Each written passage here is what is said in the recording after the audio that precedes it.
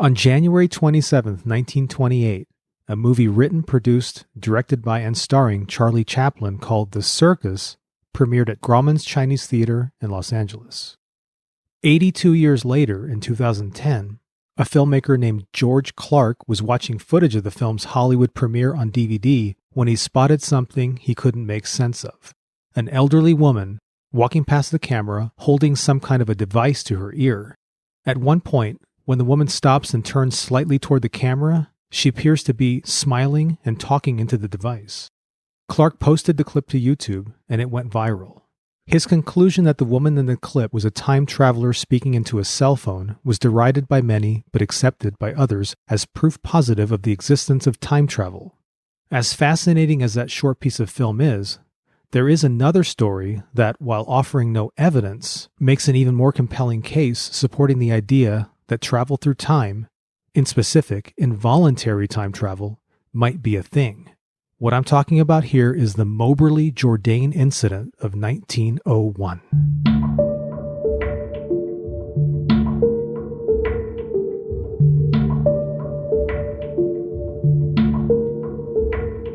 Welcome to the Castle of Spirits Paranormal Podcast, episode 24.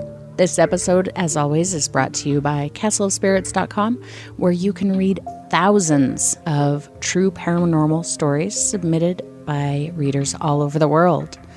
And Vince, am I correct in assuming that today we are talking about time slips? You would be correct in this assumption. Thank you. However, I wanted to say that the last show we did, I indicated that this episode would contain nothing of hauntings. But I think that may or may not be a true statement, depending on what you glean from what I have brought to the table today. Well, without kind of derailing the conversation early on, we have discussed in the past the possibility of ghosts being time slips. Exactly. And without giving too much away of the story, this may be something we discussed today. All right, let's do it. Today, I'm talking about the Moberly-Jourdain Incident of 1901.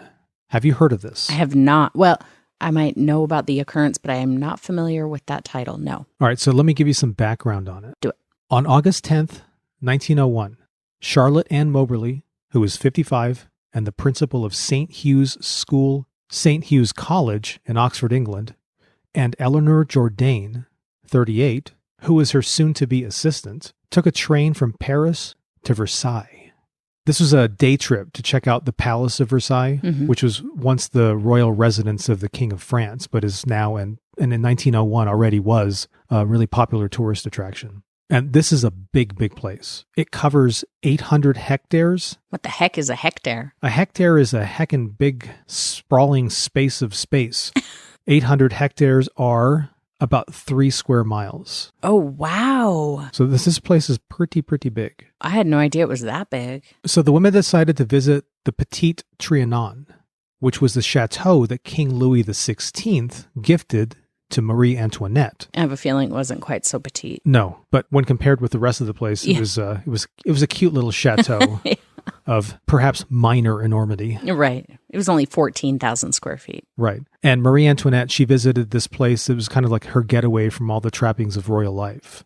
So Moberly and Jourdain are walking toward this location on the palace grounds. At some point, the women got lost, and as they were trying to find their way there, they noticed some odd sights that only later came to them as bizarre. Things like a woman leaning out of a window and shaking out a cloth, like you do when you're doing... Like you shake out a rug or something. Yeah. There was a farmhouse with old equipment outside. They saw a man that they described as being disfigured by smallpox scars, and a fair-haired lady wearing an old-fashioned summer dress sitting on the grass sketching. These are not obviously the usual sights you might expect at a tourist attraction, because this place to them seemed lived in now that they're going through there. One interesting thing is that Moberly and Jourdain later said that they had both become overwhelmed by a sense of dreary oppression when they were there. Suddenly just came over them. Moberly later wrote, "Everything suddenly looked unnatural, therefore unpleasant. Even the trees seemed to become flat and lifeless, like wood worked in tapestry. There were no effects of light and shade, and no wind stirred the trees." Pretty creepy. Yeah. They encountered a strange man who they spoke to briefly and who gave them directions to where they were going, the Trianon, which they eventually did find. In Jourdain's own words, quote, "We followed a narrow path till almost immediately we came upon the English garden front of the Petite Trianon. The place was deserted, but as we approached the terrace, I remember drawing my skirt away with a feeling as though someone were near and I had to make room, and then wondering why I did it. We passed through a garden walled in by trees. The feeling of darkness was very strong there, and continued until we actually reached the front entrance to the Petite Trianon and looked around the room in the wake of a French wedding party. The women watched as the wedding party, quote, walked arm in arm in a long procession around the rooms." So there was like a wedding going on in there. Yes. Wow. So they hung around. They watched this go on, but not long after this, they took a carriage back down to the main entrance of the palace grounds and they left. But they both came away from it feeling a bit uneasy about their experience there. They didn't talk about it until about a month later, and they decided, let's not talk about it. Let's each write our impressions of what happened so that they wouldn't pollute the other's story. Mm-hmm. And then they compared notes. So they both came to the conclusion that the grounds of the palace were very likely haunted, and that what they had seen was somehow a view into the past. So what they did was that they went back to the palace several times afterward to try to retrace their steps. But when they got there, they realized that the whole scene was vastly different now, with tons of people and some landmarks that they'd seen before gone. Mm-hmm. So they were trying to talk to each other and find a reasonable explanation for the differences between their first visit and their second, third, and fourth. Right. And they thought maybe that the grounds had been rented out for a special event on the day they had gone, mm-hmm. and that the people they saw were some type of like historic reenactors. Yeah, that's where my mind would go in the first place. Yeah. Right. So they looked into it, and according to them, there had been no such event. Of course, I don't know if there's any way of telling nowadays if that was the case, but according to their findings, they said no such event had occurred. So now they're back at the conclusion that what they'd experienced was something, of course, unnatural, and it just kept, baffling them. So then fast forward a few months. One day in November of 1901, just 4 months after their first visit, Jourdain was back teaching at her school, and she writes, "I had to give a set of lessons on the French Revolution, and it struck me for the first time with great interest that the 10th of August, which was the day that they visited the place, had a special significance in French history, and that we had been at the Trianon on the anniversary of that day." What was the event? What she's referring to is the insurrection of August 10th, 1792, which was basically a defining event in the French Revolution. So these revolutionaries in Paris stormed the king's palace. The royal family escaped, and they got like a temporary asylum in the Hall of the Assembly. But they were, from their location, they were like trapped in there. They overheard the mass slaughters and carnage going on outside. And later they were imprisoned and executed.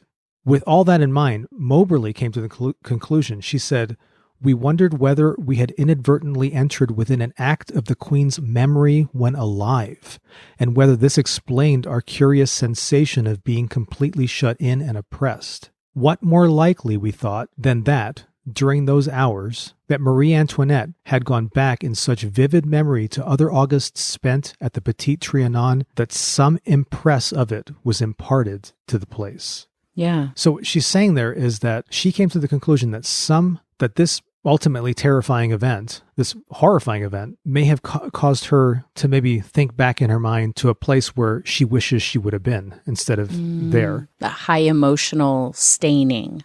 Right. We've kind of talked about that before. Exactly. Only in this case, it's not a staining of the location where she was at, but where she wished she were at. So it was kind of a projection. Yeah. That's a pretty heavy kind of theory to come up with, but I like it. Well, not to derail too much, but that's probably a similar thing to, the stories of quote unquote hauntings by people who aren't even dead. It could be a similar type thing, just kind of that high emotional staining in a place. Whether the event is positive or negative. Mm-hmm. So this realization, including a conversation that Jourdain had with a friend of hers, caused an idea to solidify, which later became one of the critical components of the lore surrounding this event. Jourdain said she asked her friend, who was from Paris, if she knew of any hauntings at the Petit Trianon. And she said her friend, quote, remembered hearing from friends at Versailles that on a certain day in August, Marie Antoinette is regularly seen sitting outside the garden front at the Petit Trianon with a light flapping hat and a pink dress. So with this information, Moberly and Jourdain arrived at the conclusion that the woman that they saw in the summer dress and sketching had been none other than Marie Antoinette herself. Mm-hmm. Now, about 10 years later, 1911, the women published a book about the incident. It was called An Adventure. Great title, right? Just an adventure? Well, that'll be easy to Google. Right. And they published it under pseudonyms. It was apparently a best-selling sensation at the time. Wow. Good for them. Good for them. And it wasn't until after Jourdain's death in the mid-20s that their identities were revealed as the book's authors. Now, in addition to being something of a sensation, it was also ridiculed. Oh, I'm sure. And in the process of ridiculing, some people came up with theories about what may or may not have happened that day instead of what we might nowadays call a time slip, a glitch in a matrix, or maybe some sort of a haunting. Mm-hmm.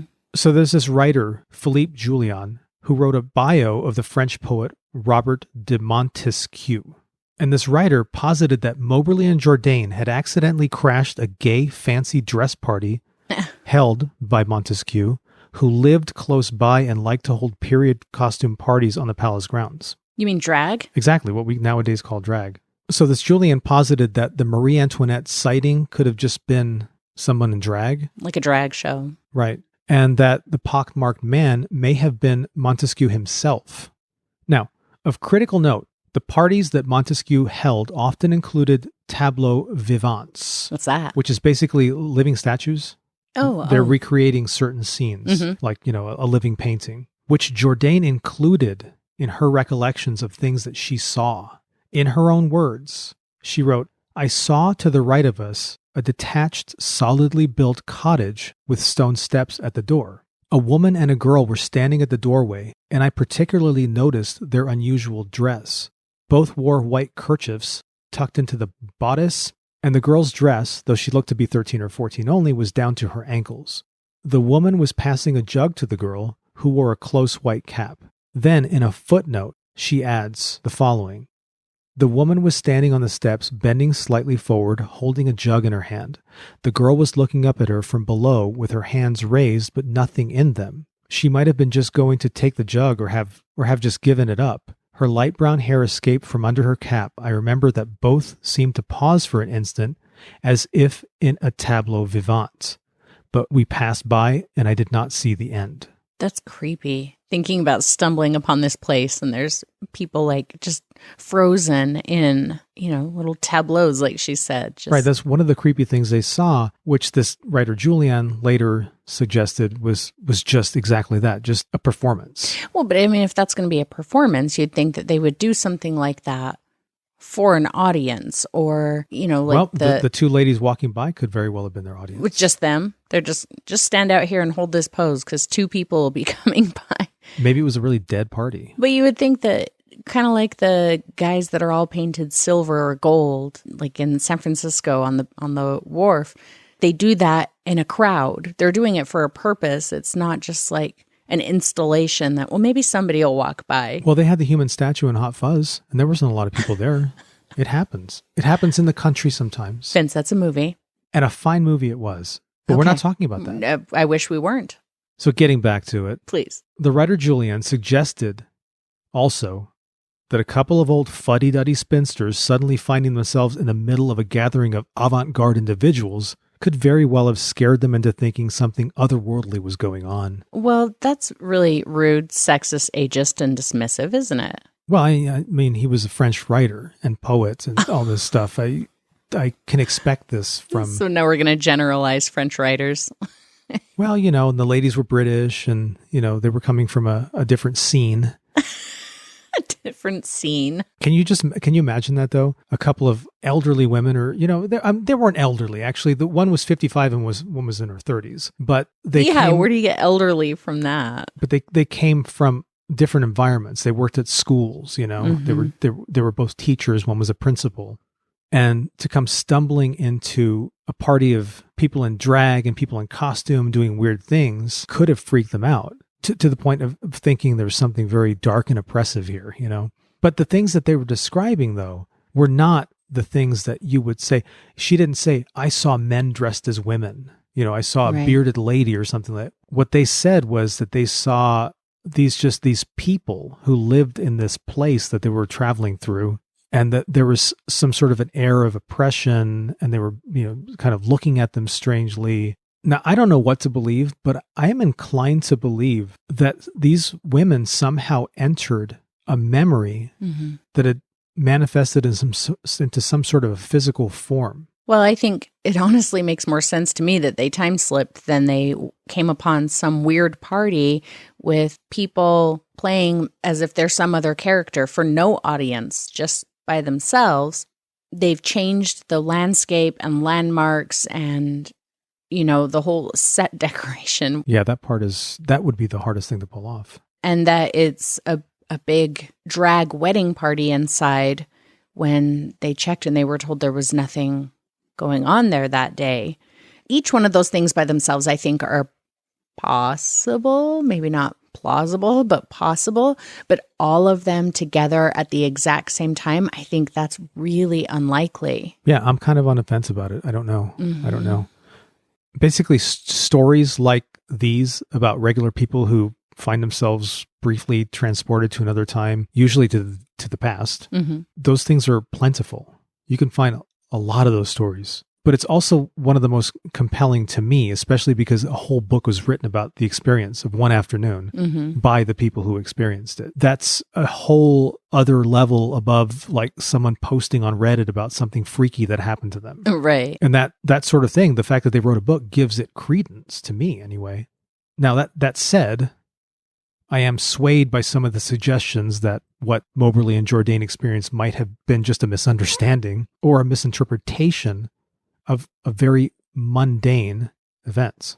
Sure. But what really fascinates me about this story, what really captured my imagination, was that sometimes I think it's more interesting to look not at the what of this type of a phenomenon, but the why. Okay. Is it possible, I ask you, that this kind of experience is not as paranormal as it is maybe psychological? In what way? I read an article by Lucy Elvin called How I Became Obsessed with Accidental Time Travel. I'll post a link to that in the show notes so you guys can check it out. Make sure you read it the first time around because I think there's a paywall after the second visit. Oh. So the author of this article, Elvin, she said she fell down a months-long Google rabbit hole over her fascination with time slips. This happened, coincidentally, the year she turned 30, when she felt, quote, a breathless sense of dread at time's passing. I felt that on my 30th birthday, and I mean, pretty much every day since. For some people, it starts at 18, like it did with me. And then it abates and it picks up again later on. Yeah. So she said that she discovered, quote, a global community of believers gathered in corners of the internet to testify about how, in the right conditions, the dusting of alienation that settles over the world as we age can crystallize into collective fiction. There's a lot to unpack in that statement right there. A very lot. The alienation that settles over the world as we age. So aging really messes with your mind. Yeah. And it can screw with your perceptions. That's, I think, what she's saying. So in this article that you guys should definitely read, she describes time slip anecdotes as having been, quote, fashioned out of the ambient dread of living with the ticking clock. She said that these anecdotes are light, playful, and irrational, as frivolous and folky as ghost stories if they were narrated by the confused ghost instead of the people that it haunts. Wow. And that's kind of puts into very well-structured words one of the thoughts that I was having when I was thinking about the possibility that Moberly and Jourdain may have been the ghosts in this situation from the future, who entered into the past somehow, unwittingly. Well, I think, you hear quantum physicists talking about time being kind of a string, and if it's all like tangled up, there's areas where the string touches, and those would be two different timelines, and sometimes they get tangled together. And it's possible that this is just one of those places where two parts of the string touch together. And maybe that doesn't mean that every time you go there you're going to see this other time, but when the conditions are just right, there's that thinning between the two, and each side can probably get some kind of a glimpse between the two time frames. And I think that those kind of things happen all over the place. And it's like the woman in the video that you were talking about in the intro, the woman in the old Charlie Chaplin film that looked like she was speaking on a cell phone. Well, clearly, if she were a time traveler who went back in time, she wouldn't be walking around talking on her cell phone, because there's no cell towers and there's nobody else to talk to on the other end of that phone. But if it were two sections of the string of time touching each other, it's possible that it's just blended enough that she is visible in that time frame. She's not actually there. She's visible, and maybe somebody else from that time frame was visible in her time as well. Or maybe she could have been a bleed over from another parallel timeline where people of that era had such things as cell phones. Yeah, maybe. Those sorts of theories absolutely fascinate me. Yeah. For example, in my research, I read some YouTube comments, and one person described an experience where he was walking down the hall of his house, which was a very old house. And suddenly there was a sort of a dizzying shift. And he was looking down. The flooring was suddenly different. And where he was going to, he was passing by a room where there should have been a toilet, and there was nothing there.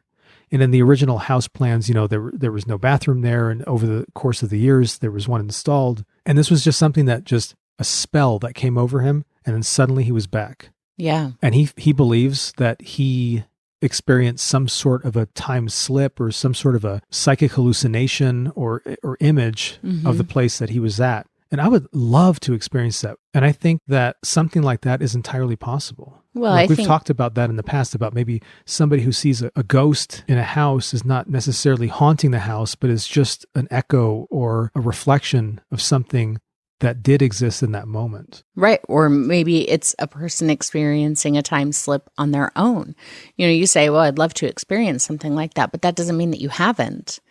It probably is fairly common, but it's not always, the slips aren't always so extreme. You know what I mean? Like, right. We've lived in this house for 8 years. It's possible that at some point you have experienced a brief blip within that 8 years, but it wasn't extreme enough that you even noticed anything. Or, maybe you thought, oh, when did that get put over there? Or we've talked about this before too, the possibility that one day you're walking down the street and a car drives by you, and it's an old car, but it's not like an out of place old car, but you don't think anything of it because it's just a car that drove past you. Well, maybe that is a person experiencing a time slip on their own. And even though it doesn't seem out of place to you, nobody else saw it, or the person saw you and they just thought, oh, that guy's dressed kind of strange. Do you remember that little kid that we saw? We were driving through the neighborhood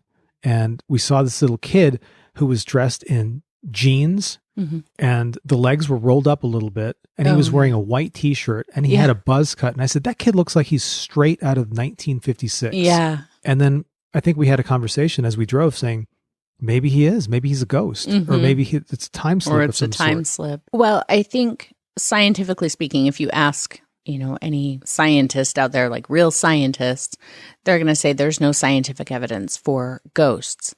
But there's a lot of scientists who are talking about string theory and bubble universes and parallel universes and saying there is evidence for these things. And here's a theory and here's why this could be true.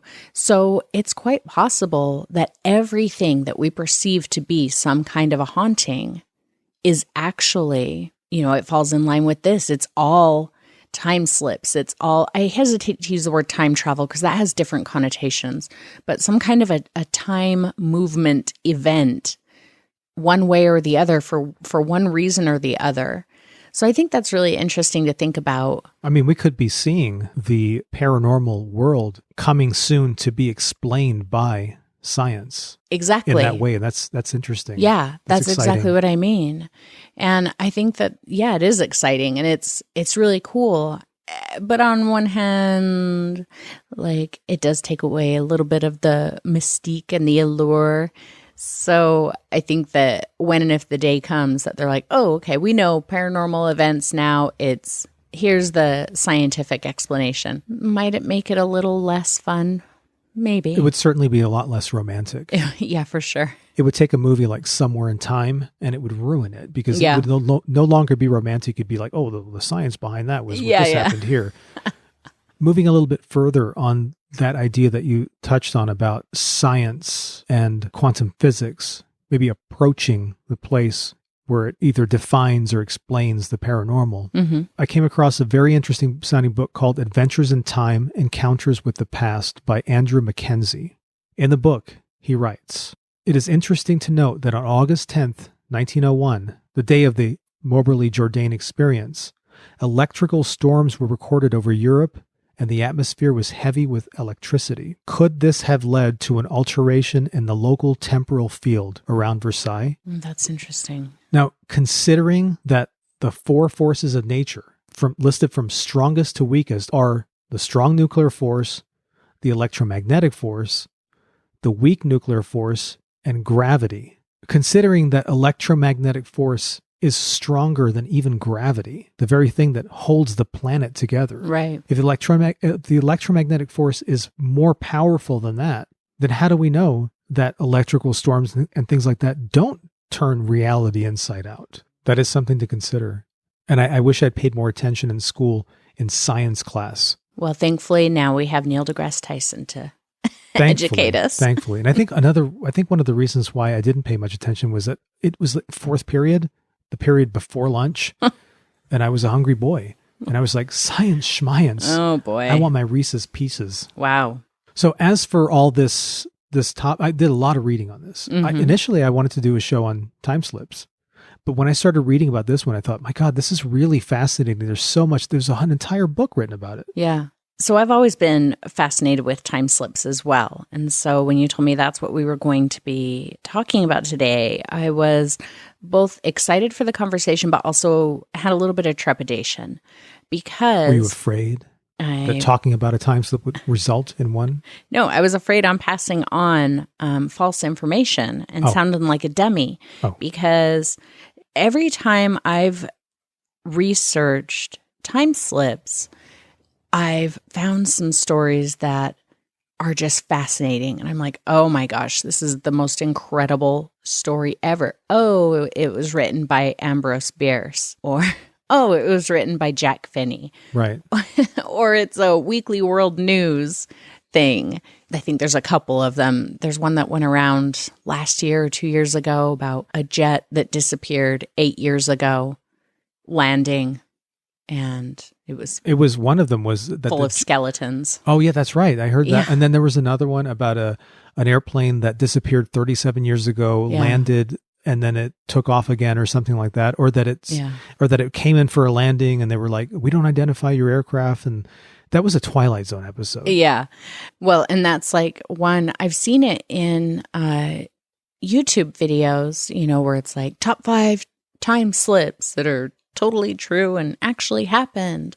And there's one that is inevitably, it's always like number 1 on these lists. And they're saying this is a true story about this man in the 1950s who suddenly appeared in downtown New York City. And he was wearing like old timey clothes, like from the early 1800s or whatever. And he was stunned and kind of looking around like, what is happening? And then he was hit by a car and killed. And they go through his pockets and they find all of these things that aren't a thing anymore, like old money. And they found a business card with somebody's name on it. long story short, they do all this research trying to figure out who this guy is. Turns out he had just disappeared into thin air in the 1800s. Nobody knew whatever happened to him. And they always point this one out to say this is the craziest time slip story that ever happened. But that was written by Jack Finney. Right. It's also the guy who wrote Invasion of the Body Snatchers and lots of other really cool 50s and 60s era sci-fi. Right. And so the man who supposedly was hit by a car in New York City appearing out of nowhere, his name was Rudolph Fentz, and that's F-E-N-T-Z. And the book is called I'm Scared. It's a 1951 science fiction short story, and I'll include a link to Wikipedia. Oh, please, yes. For that. I want to read that story. I love Jack Finney's writing. Yeah. It's very contemporary still. It's super engaging to your imagination, right? These things could possibly happen. And I think that's why people glom onto them. And there's even a section here in Wikipedia about it becoming an urban legend, how it's essentially reported to be true now. There's one other time slip story that I always think is just fascinating. And I don't know, I have tried to research before and couldn't find anything on it. So I'm imagining it's probably a story.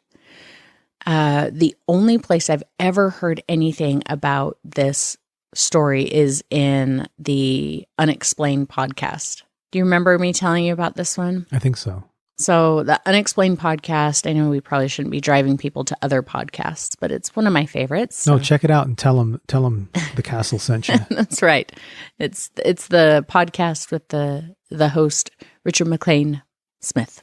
He always says his name like that. But I will figure out what episode it is, and I'll include a link to that as well in the show notes. But he's got a whole episode about time slips. And there's some interesting stories in there, but the one that I find to be the most fascinating is about these two boys who are cutting through a field. They're on like a scouting project or something, and they see this town down below. And so they think, okay, we're going to go down into this town. They can hear church bells ringing and everything. And so they're heading toward this town, and they get there and there's nobody there. And the place is just like completely abandoned and old and run down looking, and they're like glancing in windows and they see it's just decay inside. And so they get freaked out and they leave. And as they leave, they hear sounds like a town alive behind them and church bells ringing again. That story has always stuck with me. I go back and listen to that episode every once in a while, just specifically for that story. Yeah, I remember that story. It's really freaky. Mm-hmm. And now all these stories that we're talking about, the ones that are clearly fake, mm-hmm. the one that was based on a Jack Finney story, which also reminds me of the movie Time After Time, when mm-hmm. Jack the Ripper goes into 1979 San Francisco and he gets hit by a car. Anyway, what I was trying to get at was that just because I think those stories are fake doesn't mean that I think the Moberly-Jourdain incident is absolutely true. Right. I can totally see Philippe Julian's explanation that they stumbled upon basically a big drag party as the valid explanation. But what I really like about it is the discussion that it produces and the ideas that the women came up with for what it was they experienced. Mm-hmm. Like I said, it wasn't like somebody on Reddit going, this happened to me, or somebody leaving a comment on YouTube that's 35 words long mm-hmm. and telling this story. It's really in-depth and worthy of at least entertaining the notion that it could be true. Mm-hmm. And there's always the possibility that a little bit of both was true. Maybe there was this party going on in there where, they were reenacting. And that could have caused. Right. With the electrical storm and it already being kind of an area of a thinning between two time frames. And then these people reenacting something from that era, kind of creating a perfect storm on its own, and the landscape around changed. And they did see this woman sitting in the field who wasn't supposed to be there. And, that's possible too. One thing I noticed when I was doing research for this is that there are a lot of stories about time slips like this that happen in England and in France and in Europe, but not a whole lot of stories about time slips, at least not notable ones, here. So that makes me wonder, is it something in the soil? Is it something is it some sort of weird proximity from Stonehenge, and maybe each one of these locations is at a specific ley line. something like that could explain these strange occurrences. Well, it could be a cultural thing. I mean, in Europe and, particularly in England, I think that there's a long-standing culture of mystical acceptance, right? Paganism and just all of these deep-rooted beliefs in things that we can't see. Where in the US, I think that there's a little bit more of